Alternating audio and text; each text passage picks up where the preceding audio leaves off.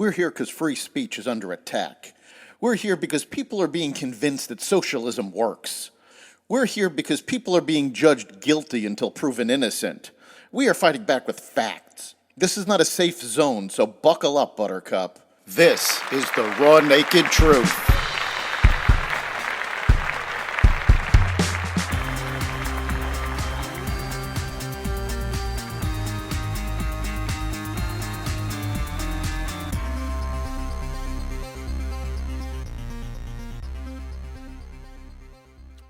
Welcome to the Raw Naked Truth. I'm your host, Eric Lopkin. Misinformation is everywhere, whether it's the Russian invasion, American energy prices, or the Wuhan lab. Facebook and Twitter have become breeding grounds for bullshit. Let's take a look at some of what's being spread and reveal the raw naked truth. Even with COVID-19 on the wane, rumors about it keep popping up.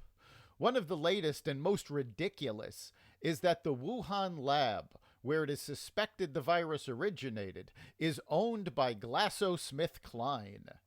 The misinformation continues that Glaxo owns Pfizer, which makes one of the COVID vaccines. Now let's go over the facts. First of all, the Wuhan Institute is part of the Chinese Academy of Sciences, which is in turn governed by the State Council of the People's Republic of China. So the Wuhan lab is owned and run by the government of China, not any pharmaceutical company. Further, Glaxo does not own, nor is it owned by Pfizer. The two companies have a joint venture that produces over-the-counter medications. The joint venture didn't develop the vaccine and doesn't benefit from the manufacture of the vaccine. This rumor spirals into incoherence as it tries to link BlackRock, Microsoft, and several financial companies to the lab. None of that is true. This is not like the theory that the virus started in the lab, which is plausible if not proven. This is full-blown conspiracy theory with no basis in fact. Financial firms own millions of shares in companies. In most cases, they have nothing to do with the companies other than the buying and selling of shares.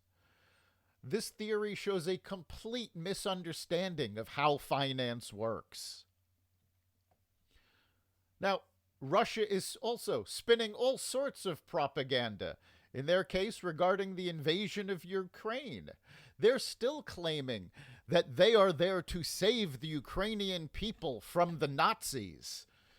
This despite the fact that the president of Ukraine is one of only two Jewish world leaders. They have halted information from getting to the Russian people. And Putin has passed a law making it illegal to spread any information that disputes his version of events. Over 4,500 Russians have been arrested for protesting the Russian attack. Now, social media companies are halting operations in Russia. Now, while it's beneficial for companies like Shell, BP, and Exxon to halt operations there, social media companies stopping Russian operations actually helps Putin. While so many companies have pulled out of Russia over this, social media is one of the few ways that information can get to the people of Russia without being influenced by Putin. By pulling out of Russia, social media companies are actually aiding the spread of misinformation. Fortunately, the folks in Ukraine have come up with some alternatives, and they've been spreading information via restaurant review boards, which have not been censored. Of course, Russia's not the only one spreading misinformation regarding the war in Ukraine. The Biden administration has been spreading its own propaganda and misinformation.